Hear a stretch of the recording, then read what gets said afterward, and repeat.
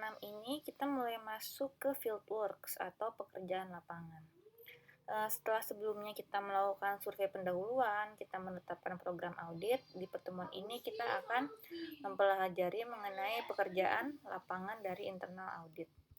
Nah, pekerjaan lapangan itu apa sih? Pekerjaan lapangan merupakan proses untuk mendapatkan keyakinan secara sistematis dengan mengumpulkan bahan bukti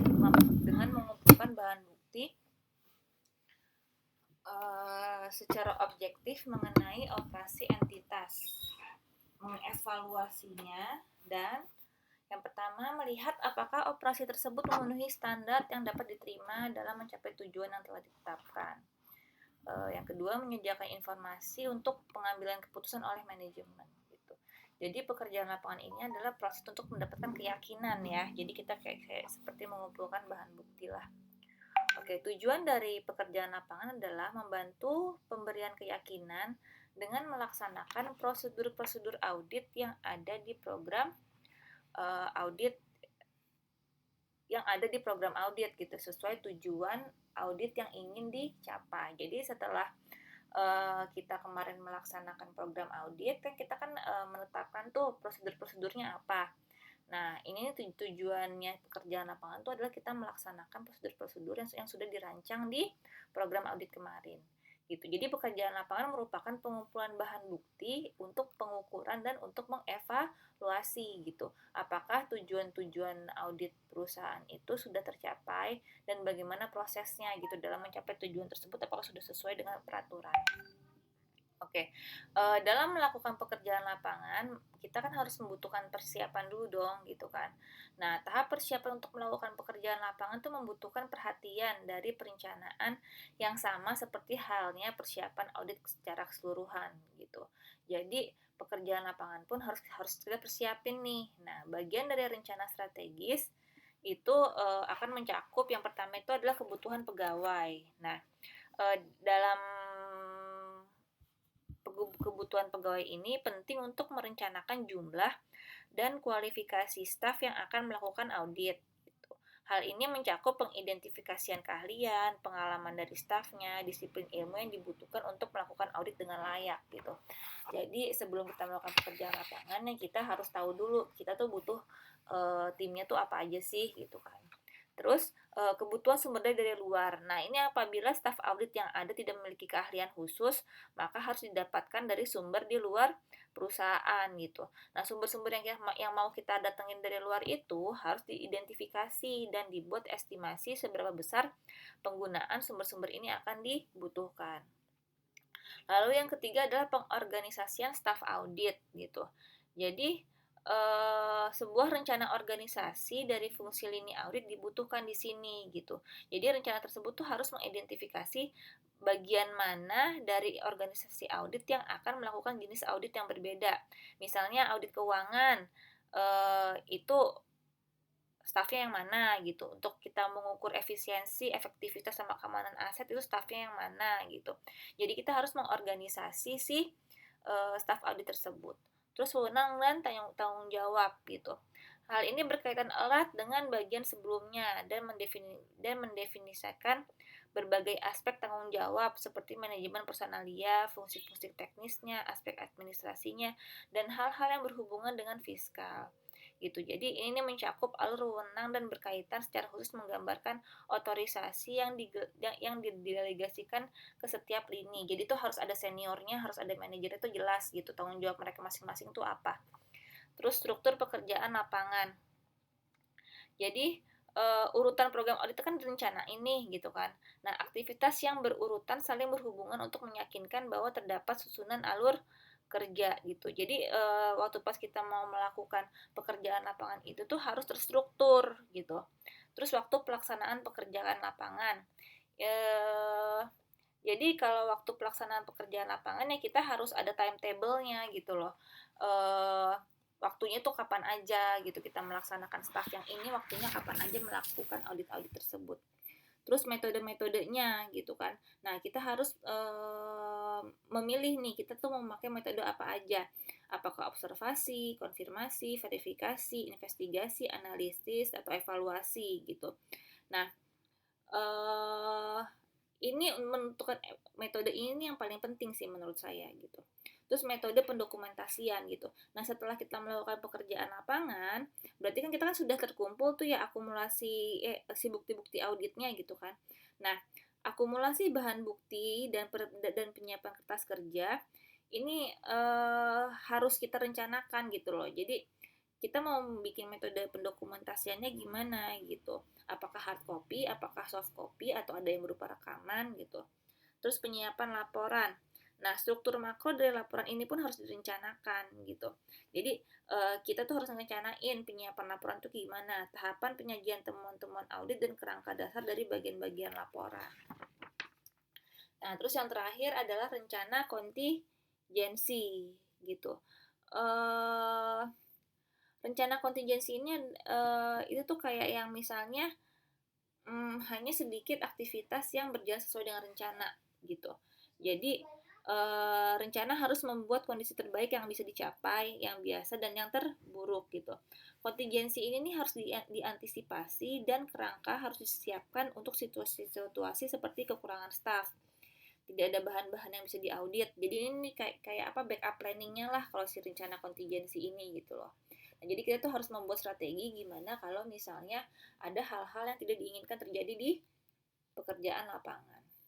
Nah, ini kita mesti tahu ya bedanya tujuan audit dan tujuan operasi. Jadi kalau tujuan audit itu adalah tujuan dari kita mengauditnya, sedangkan tujuan operasi itu adalah tujuan dari bagian itu gitu loh.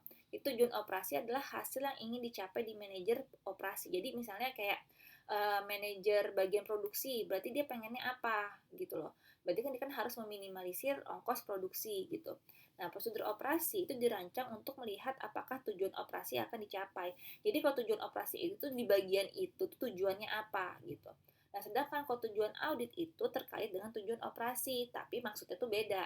Jadi kalau tujuan audit itu dirancang untuk menentukan apakah tujuan operasi tertentu telah tercapai gitu.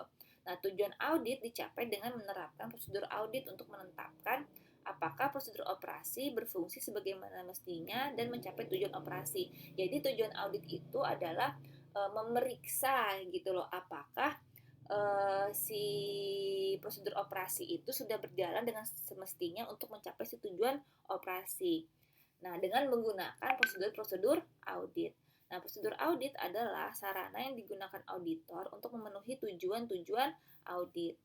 Nah, prosedur audit merupakan langkah dalam proses audit yang menjadi pedoman bagi auditor dalam melaksanakan penelaahan yang direncanakan berdasarkan tujuan audit yang ditetapkan.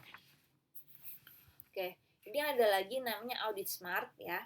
Audit smart itu adalah singkatan dari Selective Monitoring and Assessment of Risk and Trends. Jadi apa namanya audit smart ini? Oh ya, untuk tujuan dan prosedur audit operasi dan audit bisa kalian lihat di halaman 254 ya contohnya ya. Untuk audit smart itu adalah selective monitoring, ya betul. Selective monitoring and assessment of risk and trends. Jadi pengawasan, bukan kawasan ini ya. Pengawasan dan penentuan selektif atas resiko dan trends gitu loh.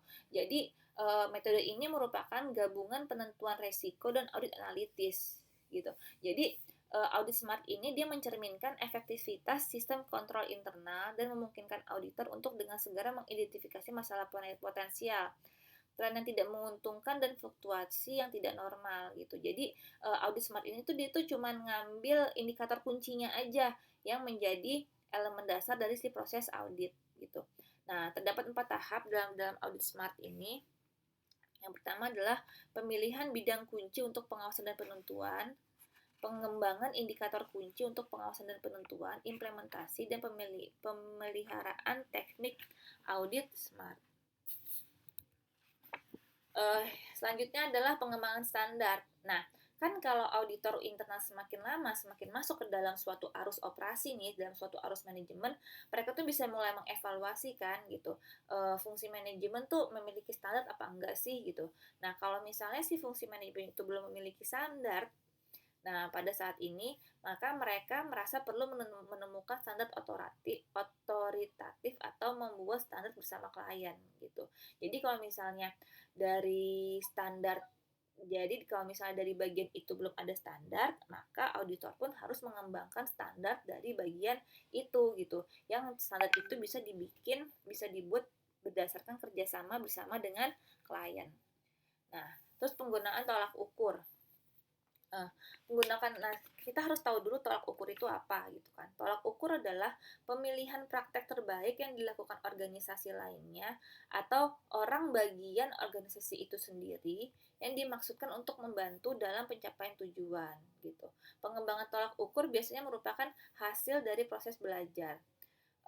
Nah, penggunaan tolak ukur adalah proses audit yang diterapkan pada disiplin ilmu audit internal secara utuh untuk mengidentifikasi metode yang inovatif dan produktif dan akan menghasilkan operasi audit internal yang lebih efisien. Nah, penggunaan tolak ukur dapat digunakan untuk meningkatkan semua tingkat fungsi audit internal gitu.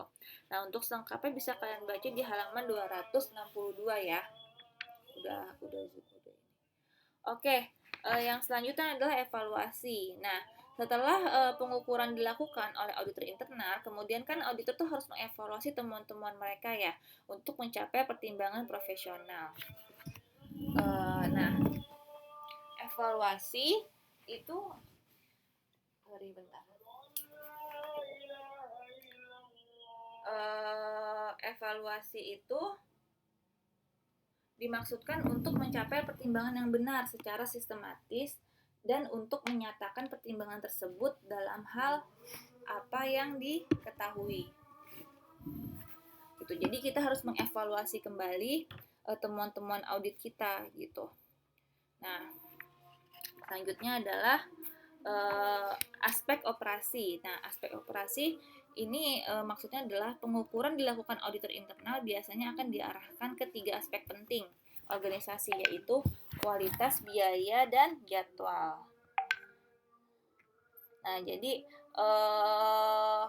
yang kita ukur nih ya dalam bagian itu adalah kualitas dari produknya gitu misalnya, terus biaya dari si barang proses produksinya dan jadwalnya gitu.